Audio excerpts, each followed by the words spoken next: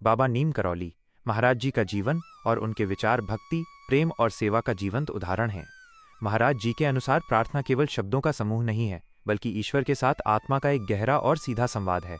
सफलता प्राप्त करने के लिए प्रार्थना कब और कैसे की जानी चाहिए, इसे नीम करौली बाबा के दिव्य संदेशों के माध्यम से समझा जा सकता है। 1. प्रार्थना कब करें? सही समय। महाराज जी कहते थे कि ईश्वर को याद करने के लिए किसी खास घड़ी या मुहूर्त का इंतजार करने की आवश्यकता नहीं है, लेकिन कुछ विशेष स्थितियां और समय प्रार्थना के लिए अत्यंत प्रभावशाली होते हैं। ब्रह्म मुहूर्त में प्रातःकाल सूर्योदय से पूर्व का समय मानसिक शांति और सकारात्मक ऊर्जा से भरा होता है।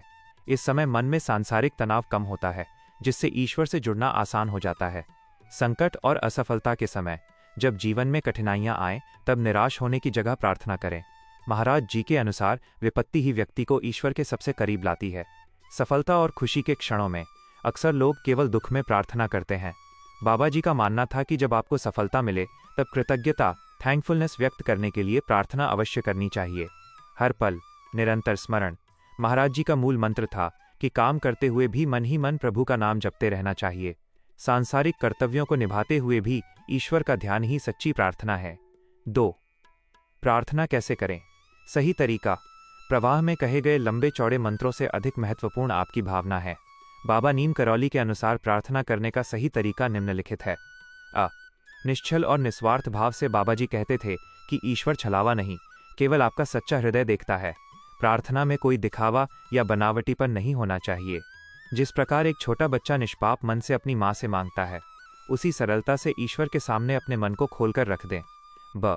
अनन्य विश्वास और समर्पण। सफलता तब मिलती है जब आपकी प्रार्थना में अटूट विश्वास हो। प्रार्थना करते समय अपने भीतर ये विश्वास रखें कि जो आपके लिए सर्वोत्तम होगा, ईश्वर वही करेंगे। अपनी इच्छाओं का बोझ ईश्वर पर छोड़कर खुद को उन्हें समर्पित सरेंडर कर दें। राम नाम का जप और हनुमान जी की भक्ति। महाराज जी हमेशा राम नाम के जप पर बल देते थे। वे कहते थे कि हनुमान जी महाराज की शरण में जाने से जीवन के सारे संकट कट जाते हैं। हनुमान चालीसा का पाठ और निरंतर राम नाम का सुमिरन सफलता के द्वार खोलता है। कर्म के साथ प्रार्थना। बाबा नीम करौली का बहुत स्पष्ट संदेश था। केवल बैठकर प्रार्थना करने से सफलता नहीं मिलेगी, आपको कर्म करना होगा। प्रार्थना आपको सही दिशा, साहस और बुद्धि देती है, लेकिन मेहनत आपको ही करनी होगी। कर्म और प्रार्थना जब एक साथ मिलते हैं तो असफलता का कोई स्थान नहीं रह जाता। सेवा और दान। मानव सेवा ही प्रभु सेवा महाराज जी का सबसे प्रसिद्ध कथन है। सबको प्रेम करो, सबकी सेवा करो, सबको भोजन कराओ। यदि आप भूखे को भोजन देते हैं और असहाय की मदद करते हैं तो वो प्रार्थना सीधे ईश्वर तक पहुंचती है। दूसरों का भला करने की भावना से की गई प्रार्थना कभी निष्फल नहीं होती। निष्कर्ष। महाराज जी का सार संदेश। बाबा नीम करौली के अनुसार सफलता का अर्थ केवल धन या पद पाना नहीं है, बल्कि मन की शांति और ईश्वर का सानिध्य प्राप्त करना है। सफलता पाने के लिए प्रतिदिन शांत मन से, निष्कपट भाव से ईश्वर का धन्यवाद करें। निरंतर राम राम का जप करें और अपने कर्म पूरी ईमानदारी से करें। जब आपका हृदय शुद्ध होगा और कर्म सच्चे होंगे तो आपकी प्रार्थना अवश्य स्वीकार होगी और सफलता आपके कदम चूमेगी।